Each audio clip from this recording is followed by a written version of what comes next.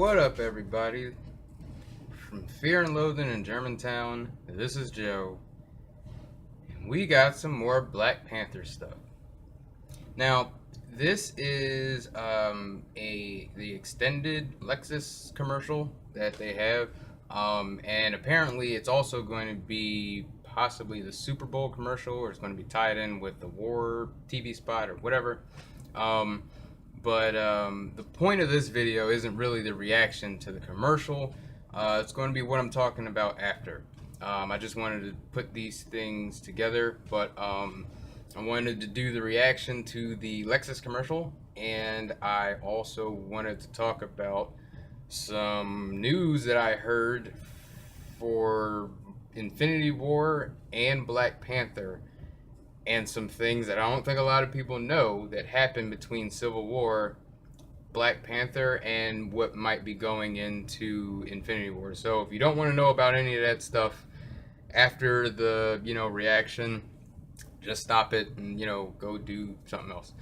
But yeah, here we go. Reaction time.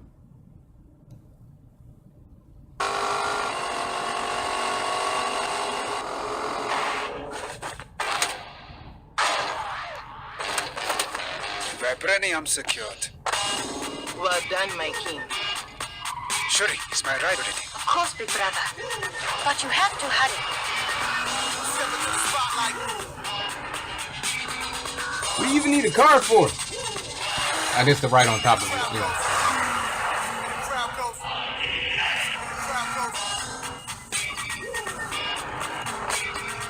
Show off. Smooth. Too smooth. Experience luxury performance that takes the crown.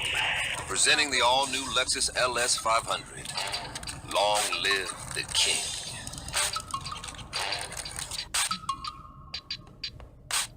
Indeed.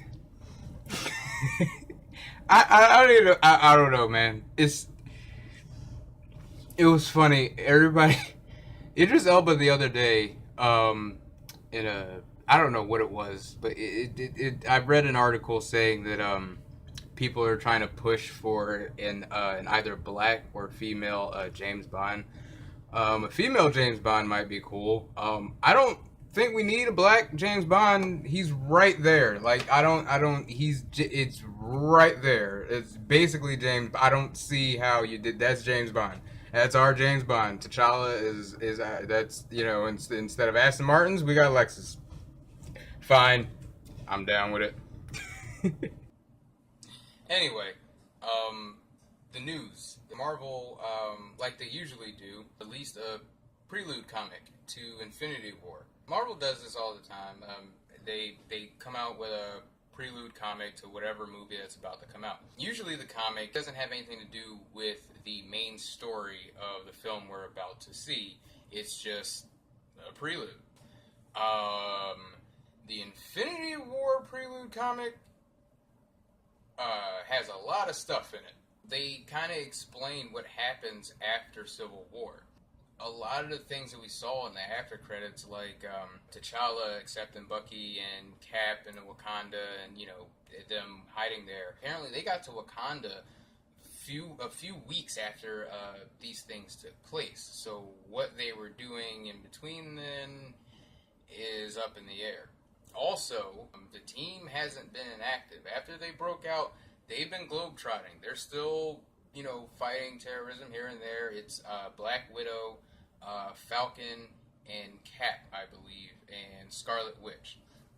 If anybody's confused as to the part in the trailer where Vision and Scarlet Witch are together, that's because they're meeting in secret. I think that has a lot to do with the Accords and everything, and Vision still being a part of that, knowing that they're on the run, disguising himself so that he can meet Wanda, yada, yada, yada. But the biggest takeaway from this Infinity War prelude comic was the Black Panther information that we got. I don't know if it's spoilers for you. If you cared, you probably wouldn't be here. Anyway, Shuri is smarter than Tony Stark. I already knew that from reading the comics. I already knew that from watching the trailers. But apparently everybody's like, oh, well, yeah, I guess she's the Tony Stark. No. Shuri is smarter than Tony Stark. In the mid-credit scene in Captain America Civil War, you see them take Bucky to Wakanda. The people that are dressed in white that are, helping them out, put them into the cryostasis, they're known as the Wakandan Design Group. And they're led by Shuri. And if you watch the trailers or any of the TV spots of Black Panther, anytime you see her wearing the white and she's in a room with all her equipment and stuff, that's the Wakandan Design Group. Shuri is the one that's been tasked with healing Bucky. If you remember what's wrong with Bucky, it's all in his brain. And she literally has taken holographic mappings of his mind, and in scales she's just using algorithms to try and figure out different ways to reprogram him, and also possibly using those algorithms to come up with Wakanda's own AI and to try to avoid the shortcuts that Tony Stark took in making Ultron. These are her quotes. Getting rid of the silly shortcuts that Tony Stark used to create Ultron.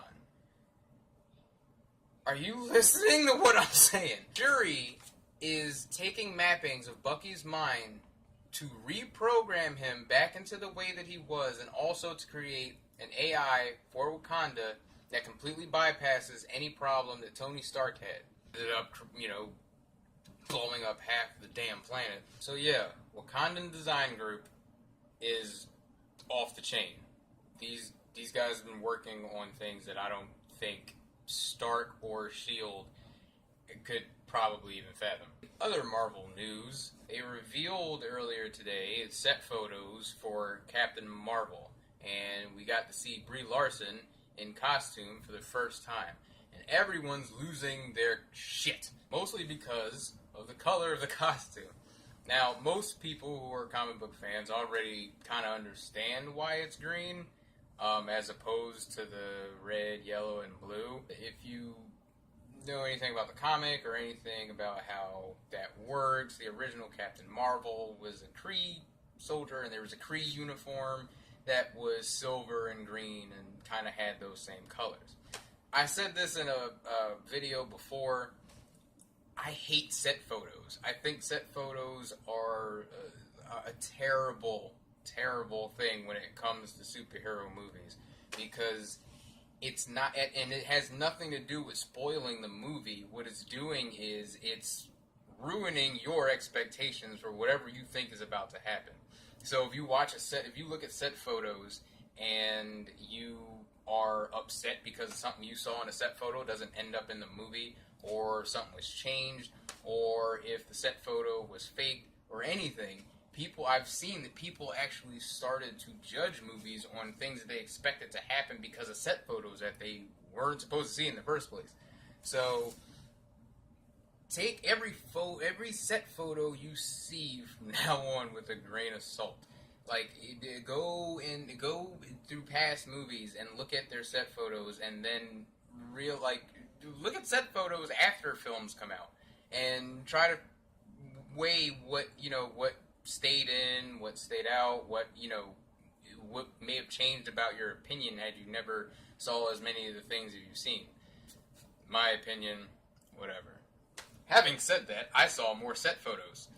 Saw a leaked photo that helps a theory of mine. And hopefully it works out this way. In the Infinity War trailer, everybody's been talking about that weird moment where you see Thor, doing his whole Captain America, pulling the helicopter closer to him scene. That's known as a forge. Now, I don't know which forge it is. I don't know which forge they're trying to adapt it from, but I'm pretty sure he's forging his weapon. If I think what's happening is going to happen, he's going to either get Mjolnir back, or he's going to get a new Mjolnir, which most likely is going to happen, and it's going to look like the Ultimate Universe hammer. Oh my god, I'm going to lose my shit if he ends up using... Like, that's... I love that hammer. Mjolnir is so cool with this little square head. I hate the Ultimates comics so much, but I love the Ultimate Mjolnir. I like how it looks. Sorry. If that's the one that he's about to get in this one, that I think this is all just going to be awesome. Yeah, that's it. Hopefully I didn't sound too rambly. I'm sorry, it's late. I was sitting up trying to figure out what video I'm going to record and how I'm going to put all this stuff together, and it's exhausted me. Marvel, you've exhausted me with what you're doing to me emotionally. I'm too happy. I'm screaming every 15 minutes. You post something. Just give my heart just a minute. Like, I can't. The excitement. It's too much. You got the Black Panther commercials in Alexis, and you got the Killmonger stuff. And I can't